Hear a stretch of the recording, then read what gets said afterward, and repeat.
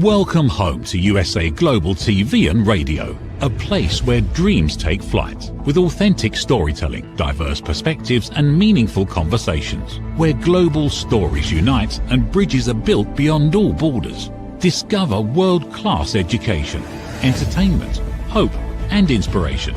Together, we're building bridges worldwide.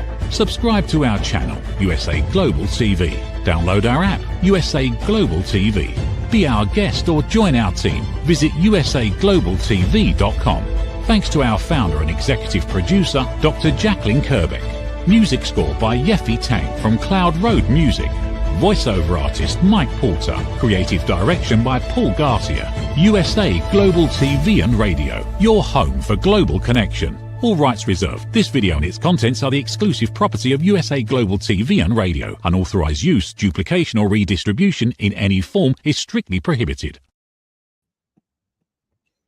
Hello and welcome. It's good evening here on the East Coast of the United States, but wherever you are, good morning, good afternoon. This is another episode of A Woman's Prerogative, and I'm Dr. Jacalyn Kerbeck here on USA Global TV and Radio. And hello to our friends at E360 TV. We're glad to have you. So our topic today is what women stop negotiating themselves about. So we're going to dive into this with my co-host who is joining us from a day later and a season later. And she's either in Australia or New Zealand. No, I'm kidding. She's in Australia. Welcome to the program, MARISKA. Nice to have you with us. Hello. Hello. And yes, I am in Australia. You're not going back and forth, right? You are in Australia. Yeah, typically this is where I am residing at the moment. I am not planning on going back and forth, but then again, you never know what life throws at you. So anything is possible. I am not discounting any possibilities. Well, for our new friends who don't know, you and I have been working together for quite some time, about 6 years, and you were in New Zealand for a long time. And so we were coming together from this country and from that country, but now we're in a different country. So that's fantastic.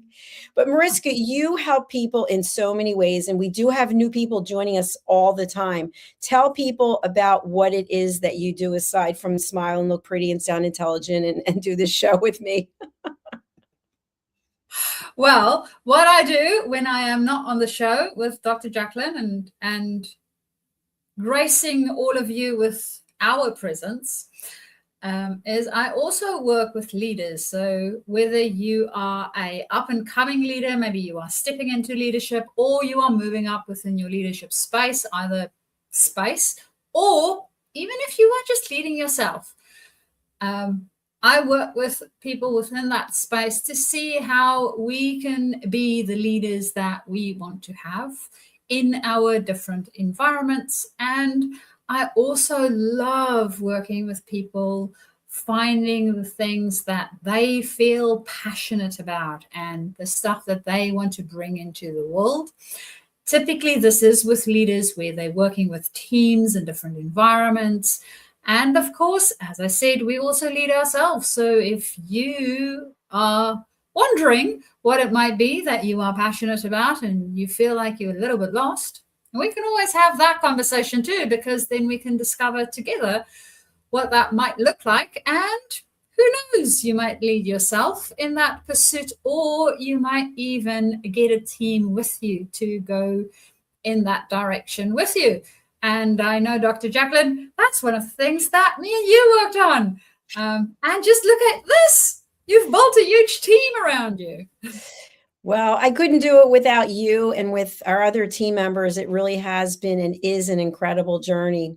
And I feel like our topic today really resonates because so many times, whether it's starting a business, building a business, expanding a business, or if it's something that has to do with our personal life, there are so many times when we actually negotiate with ourselves, where we have this conversation, well, if I do this just once, then blah, blah, blah. And it reminds me from when I was in college and there was a computer science course, if this, then that. So have you ever negotiated with yourself about it being okay to do something just this one time or for the holiday season, or it's Thanksgiving here in the States. I know you don't have it there, but have you ever had these kind of conversations with yourself? It's like devil, angel, devil, angel. I think the way that I think about them is those black and white sort of conversations where I can have it either this thing or that thing, right? For some odd reason, they cannot exist at the same time, which I have also found in later life is not always true. There's a lot of times that they can exist at the same time. I just need to work out how that might look. So for me, it is a bit of a negotiation that from time to time might take place when I think, oh, I need to do this or that. Or I can, one of the things that I get a lot with my clients is, well, I need to earn money, right? And I want to do this thing that I'm really passionate about, but I cannot, for some odd reason, the link between doing the thing that they're really passionate about and earning money from doing the thing that they're really passionate about doesn't necessarily link up. It's like, no, they exist in different worlds. They exist in different spaces. So now they're negotiating, well, I will earn money in this place and then do this other thing as a hobby, or whatever the case might be. So they negotiate with themselves in that area. For myself, I know that I have a tendency to, what's the word for it? Now I can only remember the Afrikaans, which is not going to be helpful for most of our audience because guys don't speak the language. Tell us anyway, what is it in Afrikaans? in Afrikaans is staan in my eie pad. So standing in my own way is almost the direct translation of it. So I have a tendency to do that. And sometimes I would negotiate with myself to go, okay, so if I do this one little thing, whatever that little thing might be, then it might be okay. And start the negotiation that way. So I'm sort of moving towards the thing that I want to be doing. But because of the negotiation, it is not taking nearly, it doesn't take traction as well, right? Because now I'm starting to negotiate and I'm actually getting in my own way in the process of doing that, which I have now discovered after years of doing that to myself. It's fine, wonderful. We found out that this is something that happens, so now I'm guarding against it. I love that. And by the way, we do have a question from someone. Yes, she is in Australia. I'm in the US and she's in Australia. So thanks for the question. One of the things that's really come to light for me is, and I'm a few years older, is that I'm not willing to negotiate with my health. And I actually wasn't taking it as seriously as I am. Today, as you know, is a milestone birthday. I'm 63. And I think it was last year I really started taking my health to another level because I've always been pretty healthy, but I've decided that I'm not negotiating with behaviors that are incongruent with having good health. And of course, we can only do so much, right? We've heard stories of people who really took care of themselves and then something happened and they're no longer with us. But so for me, I would say health is a big one. What about you?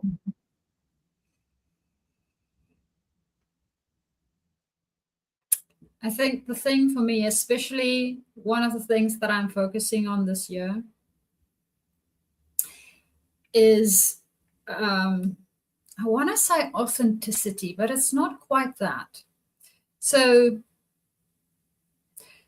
it's doing the healing work that I need to do in order to bring my whole self to what it is that I bring. And I know that not everybody has the same type of healing to do, right? And we all go on a different journey for that. Sometimes it shows up in the body and you actually get ill from it because it might be behaviors that we have let go, negotiated with for way too long. And other times it's other things. So for me, it's I am not negotiating around being able to grow and heal myself. I think for me, it is something that is really important. And it doesn't necessarily, in my specific case, show up as a physical ailment. There are some physical things that show up, but most of them aren't necessarily to that degree. For me, there's more of the emotional pieces. So it's not necessarily something that you can see as an, oh, the person has a broken leg. So for me, that is in that sort of realm. And I don't even think about negotiating about that. It's just, yep, this is what I want to do. This is what's going to happen. And this year, this is one of the areas where I am personally focusing. So that's just it. And I'm finding it fascinating how sometimes I can stand in my own way in some areas in life. And other times, it's just like, you know what? No, this is important and this is what I'm going to do. And then I go and do it. And I don't wonder about it. Yes, it's still difficult. Yes, there's still some of it that might suck, but it's fine. I chose to step into that thing, whatever that thing might be. And I just elbow down, head down, and I do the thing that I said that I want to do. So I'm finding it interesting how when I have made the decision and I don't negotiate, I can just do the thing. Whereas when I haven't really made the decision, or I'm not clear about it, or there's something else going on that I haven't quite figured out yet, then the negotiations start.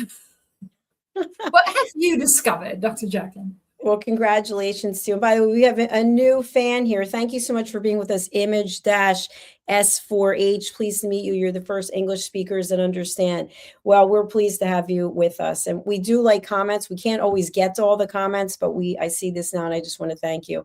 So one thing that I want to share about negotiation is today I went out to celebrate for my birthday. So I went out to lunch to this restaurant. I had made a reservation in advance, and they asked, is there any special reason? And I put birthday, why not? So I was meeting a friend, and when I got there, the hostess brought over this little chalkboard. It said happy birthday, and they put it on the table. And then the server came over and brought champagne, and I said, no, thank you. I don't drink. And then they brought over some kind of little shellfish appetizer, and I can't eat shellfish. I said, no, thank you. And then at the end, they brought over dessert. I said, no, thank you. And the point is that this is the first birthday in the history of my life, except when I was underage, where I did not have any alcohol. There was no Chardonnay. There was nothing. That's the only thing I drank was Chardonnay. And there was no cake. There was no cupcake. There was no dessert. There was nothing because I chose not to. So it wasn't even a negotiation because before I walked into the restaurant, I already knew that they would probably bring something over. But many people, okay, I don't know who, but many people would start to negotiate with themselves and say, you know what? It is my birthday. They're giving it to me for free. Why not? I'm going to be rude, insult them by saying I'm not going to have it. And I had already said to myself that the bottom line is I'm not interested in it and I'm not going to do it because it's going to make someone else happy. And in the end, do they really care anyway? As it turns out, my friend actually drank the champagne anyway and had the dessert. So to your point, I think when we're already of the mindset that we're committed to something, we've already stopped negotiating. And it doesn't matter what someone else says to us. I think, and I'd love your opinion as a certified ICF coach, I'd love to know, I've seen where people say they're committed to doing something, but their behavior is not in alignment with that. And then someone talks to them and all of a sudden they've changed their mind. It's like, oh, you know what? That was a stupid idea. I don't know why I started to do it. Can you tell us a little bit about that? Well, I think what I have found with the clients that I work with, typically, when we have this little bit of a flip-flop that happens, we aren't clear on exactly why we made the decision that we made. And it's not really around the why, the reason, right? It is getting clarity on the importance of the decision. So the more we are clear on what about that decision is important to us, the easier it is to not negotiate it. Because we know this is the thing that's important, and that's the thing that I want to stick to. And this is the thing that maybe has some leeway to it, and I'm not so worried about that. So that's one of the things that comes up.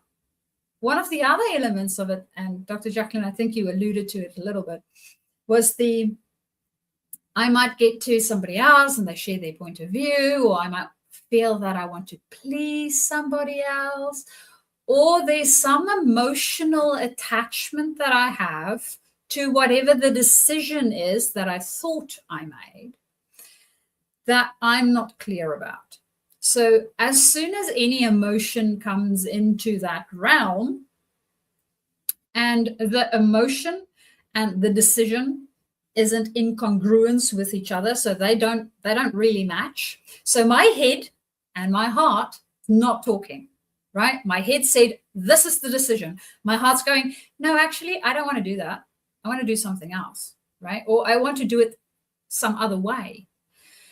And what I have found is, even though we think, oh yeah, I can think my way out of this, I can reason my way out of this, the heart has a tendency to derail us because it's more in alignment with what our soul actually wants to do, how it wants to be in the world and what it needs.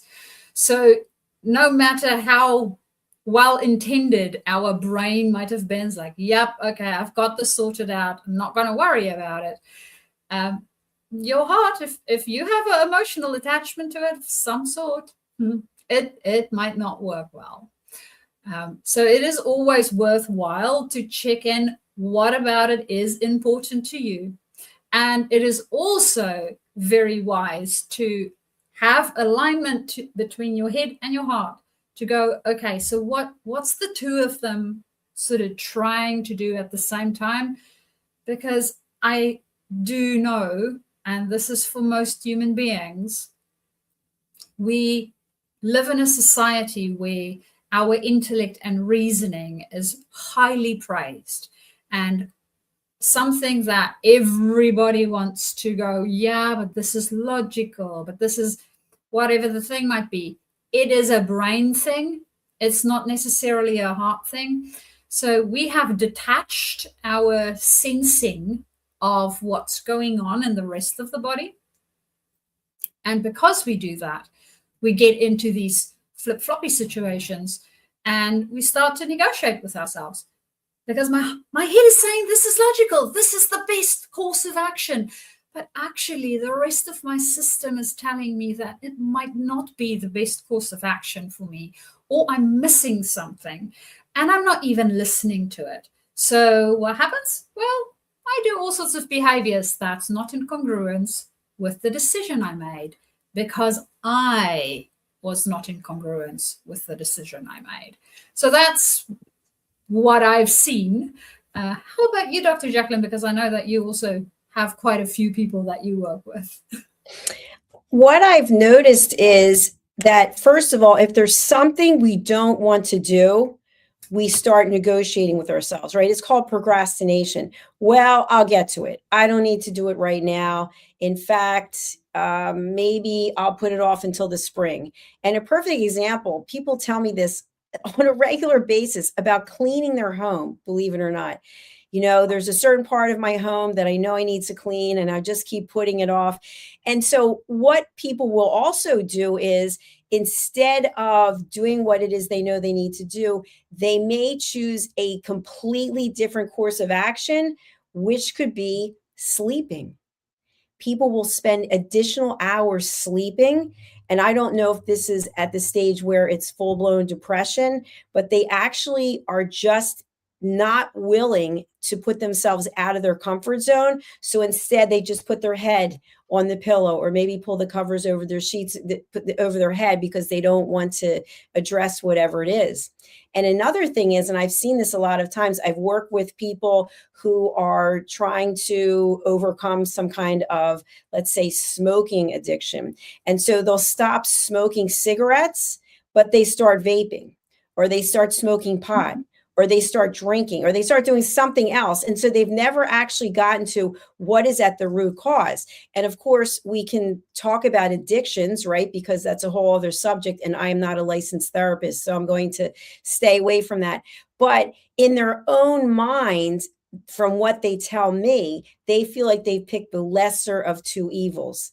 And that can happen even in business. When we choose a path and it doesn't turn out the way that we want it to, we start justifying it. It was the other person's fault. You know what? They were this. They were like, we start coming up with all kinds of reasons instead of actually looking at what was our role in it and what would we do differently and what can we actually take away from the situation. What did we learn? Because there's always something to learn. Thoughts? Well, especially with the learning, right? And it doesn't matter whether it went wrong, like really badly wrong, or really badly well, or really well. Not badly Really, well. it's a double well. Yeah, it's well, or bad, right? It doesn't matter which side of the coin you have, there's always learning to be had.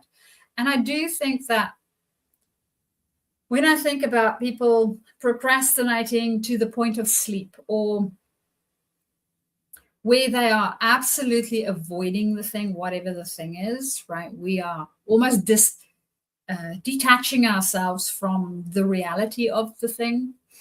There's most likely some emotional response that we are not acknowledging. And for most of us, there's something to do with a fear of some sort, not necessarily fear per se, but there might be some protective mechanism that we have developed either earlier on in our life or that we are busy developing, that helps to protect us in this moment in time for whatever the thing is. And it goes back again to the head and the heart, right? Because if we haven't figured out what that is, if we don't know what that underlying thing is, as you mentioned, Dr. Jacalyn, with the addictions, I mean, addiction itself is problematic in the sense that some people have a more addictive type of personality than others. And for them to give up one addiction is really difficult. So they have a tendency to replace it with something else. It's like, okay, better of two evils. I'll take that one instead of this one. Instead of really going, okay, I know I have this other problem where I get addicted to things. So what I need to do in that case is potentially look at that and how it works for me and what is driving it so that I can start to look at that root cause. And our emotions are wonderful things because they try and bookmark things for us. They try and show us things that we don't necessarily always want to see. We don't necessarily always want to interact with. And it's not that your emotions want you to get upset or want you to be sad or want you to be whatever the thing is that's happening. It's more of a, well, this is part of the process. I mean, if you think about it, if the sun is shining outside and you have a lovely, just imagine having a lovely spring day. I don't care where you are on the planet. Currently, I'm in autumn. But if you have a lovely spring day, right, sun is shining, wonderful day, are you mad at the sun for shining? No. Are you more appreciative for the sun for shining? Maybe, right? But for most of us, in general, we don't really notice it that much. If it now rains and it's been dry for a really long time, and I know coming from a farming background, most farmers will be extremely happy for the rain. Most other people may or may not, depending on how they feel at that moment in time. Does that influence the rain? Does that make the rain upset depending on how we perceive it? It doesn't. It doesn't matter to the rain how we feel. It's just rain, right? That's the same with emotions. It is an emotion. It wants to show you something, and whether you see it or don't see it and how you want to interact with it or not interact with it, that's your choice. The emotion itself is just like, yep, I'm here. And this is what I am. And you can interact with me or not. It's up to you. And of course, the more we rage against it, right, the bigger the emotion becomes because now we are inflating it. So understanding how these things work, I think, is also very helpful for us to then work through them in order for us not to negotiate with ourselves, because now we have gotten that alignment instead of a misalignment. And I have spoken way too long. Dr. Jacalyn, relieve me of this, please. No, you made a lot of great points. Thank you for that. I kind of feel like when we are at peace with ourselves, when we actually learn to accept who we are, and if we don't like who we are, we have an option. You know, as every day that we wake up, we get a choice of how we're going to spend our time. And so I really believe when we work on ourselves, then we have more to offer someone else. And of course, as you know, I'm a peace ambassador, and it's all about giving back. And I think part of the reason why sometimes people can come across as being self-absorbed, or even, I don't like to use the word selfish, but they're not selfless, let's say, is because they're lost, or they're living in a place of fear, and they're living in anxiety because they haven't dealt with whatever the issues are. It's almost like we have a show here. We've got a TV show host, Red O'Loughlin, who does 3 shows. And one of his shows is Talking Heads. And he discusses a lot about health. And he talks about the fact that if you don't get to the root cause of whatever it is, you can take as much ibuprofen, you can put Band-Aids, you can do whatever it is. But until you figure out what is it that caused the issue, you haven't resolved it. And it's the same thing. You were talking about emotions.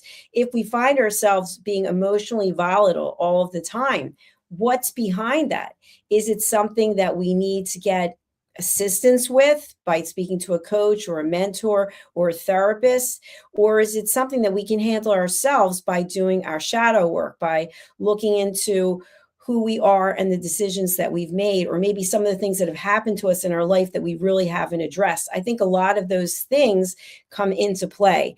And then I think when we bring it all together, the question is, and if I said this to you on a scale of 1 to 100, 100 being the optimal, how happy are you, Mariska, in your life at this moment today? How happy are you? 89. I don't think it will ever, I don't think it will ever be 100. And the only reason for that is because I can always make it better. I like that. I'm happy with the 89. 89 feels to me like there's still stuff that I want to improve, and I'm very aware of the things that I want to improve, right? So I'm not there yet, but I'm not miserable either. And there's a book that I read. Oh, can't remember said author of book. But one of the things that they mentioned is, so the word enjoy. So thinking about enjoying ourselves, right? It's an inner joy. And I can choose every day how much inner joy I want to bring. And to me, it's like, okay, well, if I make up my 89 with that inner joy already, I'm working on the other stuff that I need to work on. I'm happy. Nobody else needs to bring anything to me, not even my circumstances, my environment. I can just have joy in myself in this moment, no matter where this moment is, whether it is with you, Dr. Jacalyn, the rest of the people on the show, or whether it is in a couple of moments from now and I am sitting outside, or I might have a conversation with someone else. Doesn't matter. My inner joy, I can take everywhere with me. So. That is beautiful. I applaud you for that. That is absolutely fantastic, because it's so important. With many people that I've worked with over the years, even people who are coming into a role of being a new TV show host, there's a lot of insecurity. There's a lot of fear about public speaking. And you and I have both been there, right? We know all about that.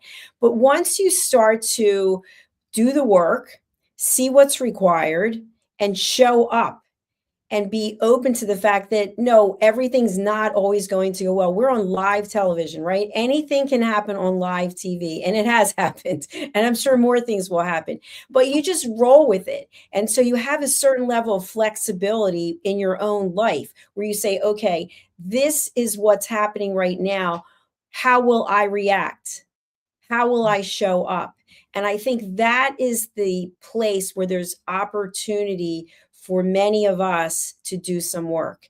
Because what I see is, I see overreacting, over explaining, over justifying because of that innate insecurity. Or it could be on the other side, it could be coming from a place of fear or a place of control. I must control the situation. I must control her or him so that everything works out the way that I want it to work out. And that's a lot of pressure.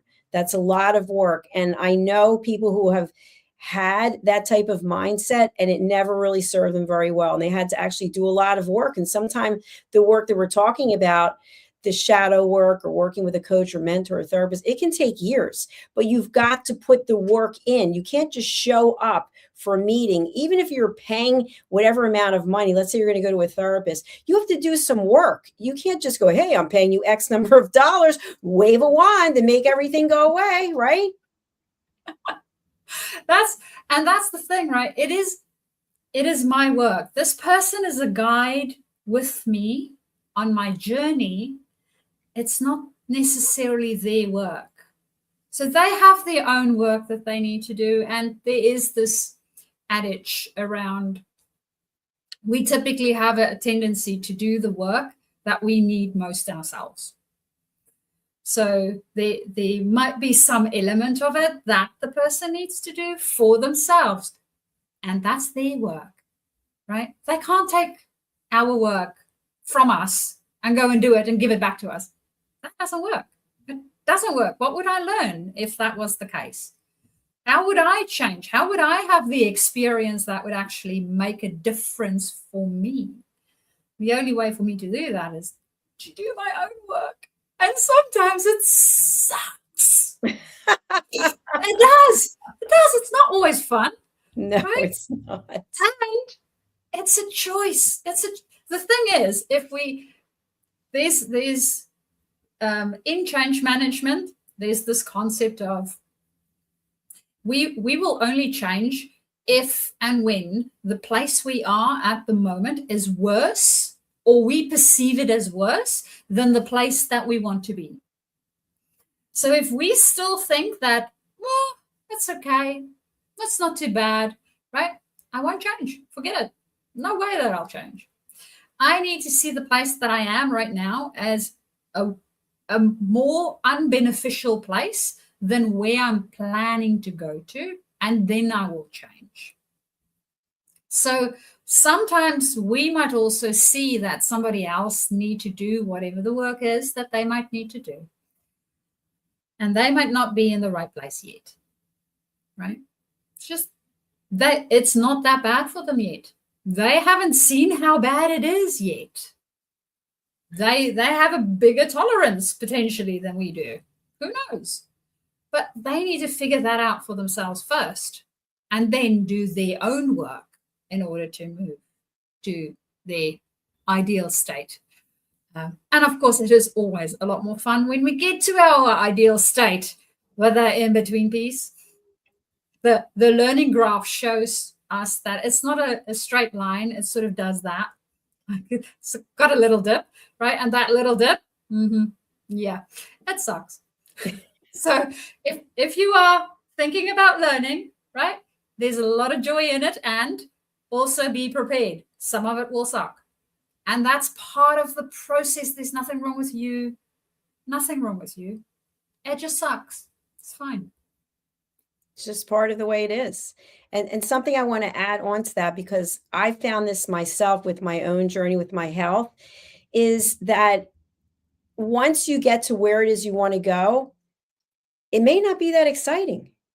It may be very controlled. It may be very filled with peace. Like, as an example, today, again, my birthday, it's almost over, right? Just a few hours left. The first birthday as an adult where I've not had a cake, any kind of sugar, or any kind of wine or alcohol.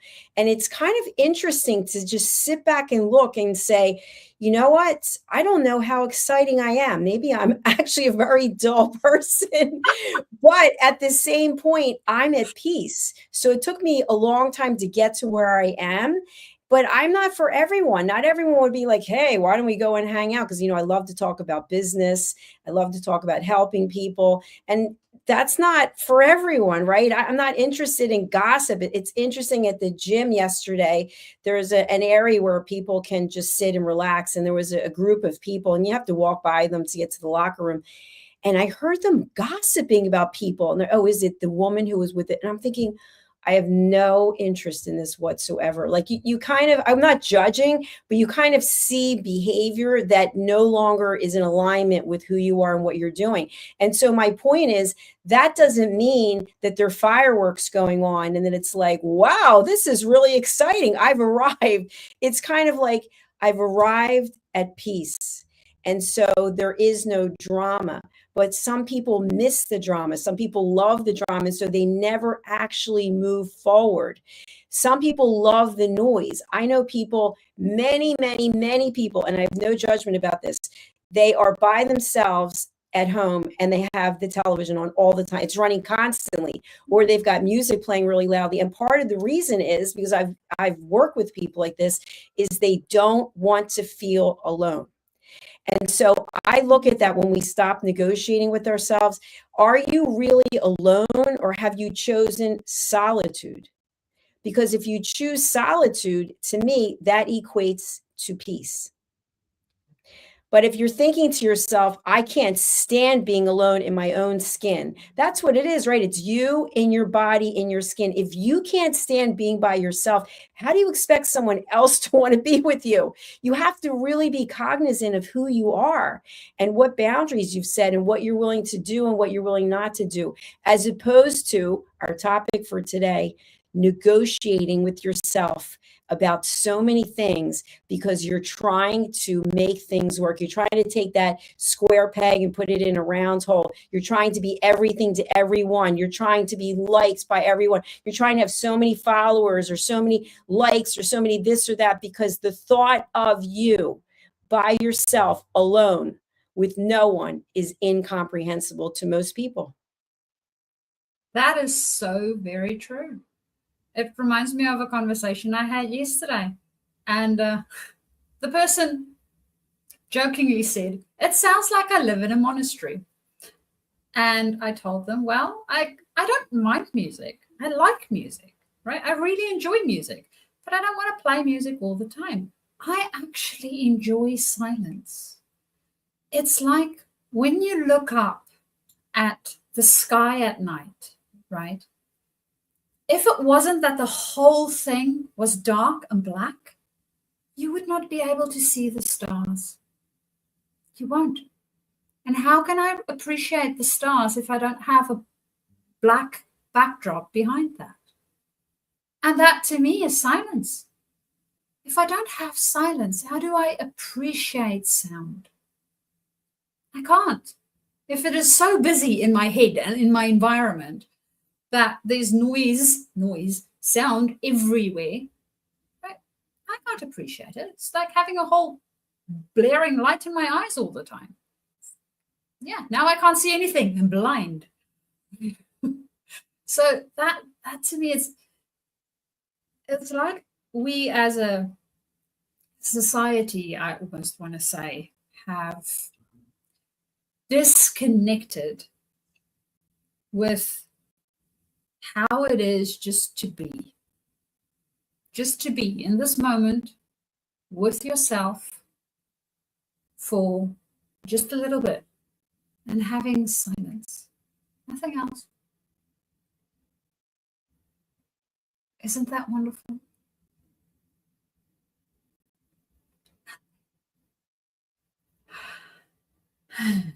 I love doing that. I do too. It's whatever method, whether it's meditation, whether it's going for a walk, whether it's just sitting somewhere quiet and clearing your mind, it makes such a difference.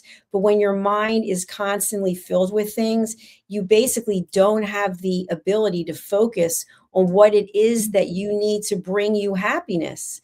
It's another example is, we've all had this in some regard. If you're in a vehicle and there's a vehicle next to you and they've got the music blaring, like you wonder how they can even hear. And there's smoking something in there. And you're just like, okay, I want to stay away from this vehicle. I don't have a judgment, but the bottom line is that what is going on in that vehicle is not choosing yourself.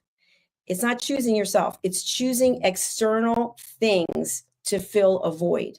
And I can't say that across the board because I'm not clairvoyant, but I do know from interviewing at least 10,000 people, 10,000 shows, and working with people in a coaching and private advisory capacity. And you know yourself from all the people that you've worked as an ICF certified professional, that there's a lot of room for improvement. There's a lot of room for people to embrace peace instead of hatred. Earlier today, I was doing a show and someone put in the message, they put, "You're wearing too much makeup." And I thought to myself, of all the things that you could have written, I just said it was my birthday and they put, "You're wearing too much makeup." And I'm thinking, of all the things that you could have said to me, you stranger whom I don't know, because you're hiding behind whatever it is you're writing, that's what you decided to put. So I just deleted them and blocked them from the channel for good. But my point is, why not come forward with grace and kindness, empathy, and compassion? Because to me, when we're choosing those things, we are no longer negotiating with who we are. We have emotional integrity, emotional intelligence, and we are showing up saying, you know what? There's plenty of room for you and me in this world. I'm here to support you. I'm here to listen. And I'm here to say, you know what? Go after your dreams, as opposed to there's only room for one of us in this town. That's some kind of cartoon. I forget what it was. That's not true. And that comes from an ego, a place of ego-based fear. So we are running out of time. We're actually over time. What would you like to leave our audience with when it comes to embracing the fact that we don't have to negotiate with ourselves? Whatever it is, whatever your gender is, we don't have to negotiate. What are your thoughts that we want to leave the audience with today? I think first, become aware that you are doing some negotiation. And then whatever it is that you need to do for you to get some alignment between the head and the heart might be helpful in order to stop the negotiation and have that inner peace, because that's really what it is about. It is an inner peace, and we can only have peace in our environment when we have the inner peace.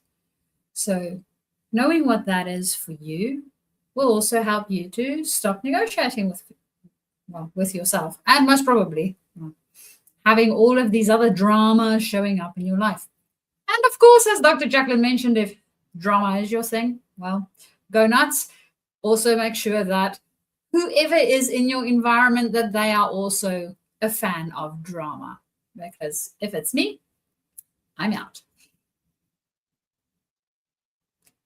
And then, of course, if you would like to get hold of me, if you are leading your own space, leading yourself or leading others, you are more than welcome to do so via my website. So you can see my website there on the screen. You can find it under Journey, JOURNEY 2, the number 2, discover, DISCOVER.com. On it, there is a little fill out form that you can fill in, or alternatively, you can also email me, which is at MARISKA. MARISKA is MARISKA at journey2discover.com. Or you can also find me on LinkedIn. So LinkedIn is nice and easy. You'll find my profile. And then once you have my profile, you can just write me a direct message. So that one is really, really easy. And there you have my profile and see my smiling face. And that's how you can get hold of me. Thank you, Dr. Jacalyn. Thank you very much, Mariska. It's been an absolute pleasure to share this space with you. And I hope you have a beautiful day and stay warm there in Australia. I will. Thank you very much. And I look forward to seeing you again next week. I'll see you next week. Bye for now. Bye for now. Thank you, everyone. If you would like to be involved or know more about our programs, we currently have over 60 different programs in our archives on YouTube. So you can go over to our 2 channels, USA Global TV and Radio or Dr. Jacalyn Kerbeck. On USA Global TV and Radio, we have earned the YouTube Silver Creator Award for over 100,000 subscribers. So if you could subscribe to our channels, yay, we would be so appreciative. And the other thing I want to share is I have a new book that's released today. I'm going to quickly bring up Amazon. I currently have, I think, 28 or 29 books. The new one, this is not the new one, but there are the 2 at the top that are coming out. The new one is in the Lady Ella series. It is Lady Ella and Lord Jack and the Alley Cats of Greece. And I actually wrote this because I was in Greece last summer, and where I was in Serenita, which is very beautiful, you see a lot of alley cats that are in dumpsters and really fighting for food and water. And so this book is all about kindness, compassion, and friendship and empathy. And Lady Ella is representing my great niece, Ella, and Lord Jack is representing my great nephew, whose name is Jack, coincidentally. And then my other 2 books that are coming out, this is a business book. It's coming out in April. Stop Giving Away Your Value, Boundaries, Pricing, and the Business of Respect. You can pre-order this now. And finally, My Tummy Hurts, A Kid's Guide to Belly Aches and Bathroom Troubles. We're going to take a look right now at the movie trailer for this one. And this is also available on pre-order. So stay tuned. And again, thanks for being here. Bye for now. My Tummy Hurts by Dr. Jacalyn Kerbeck. Meet Jackie. She loves recess, running with friends and laughing on the playground. At school, Jackie tries to play like she always does, but suddenly the pain comes back. Lately, something feels different and her tummy hurts, sometimes a little and sometimes a lot. With the help of a caring teacher, a nurse, her mom, and a kind doctor, Jackie begins to understand what her body is trying to tell her. Sometimes tummy pain is more than a simple bellyache. Some children live with conditions like ulcerative colitis or Crohn's disease. Jackie listens to her body. She asks for help. She knows she's not alone. And Jackie finds her way back to running, laughing, and being herself. My Tummy Hurts, A Kid's Guide to Bellyaches and Bathroom Troubles by Dr. Jacalyn Kerbeck, available on Amazon and in fine bookstores around the world. Thank you, viewers and listeners of USA Global TV and Radio, for joining us today. We're honoured to have your time and attention as part of our global community. At USA Global TV and Radio, we believe in the power of authentic conversations, meaningful connections, and creating a world of possibilities together. Want to be part of something bigger?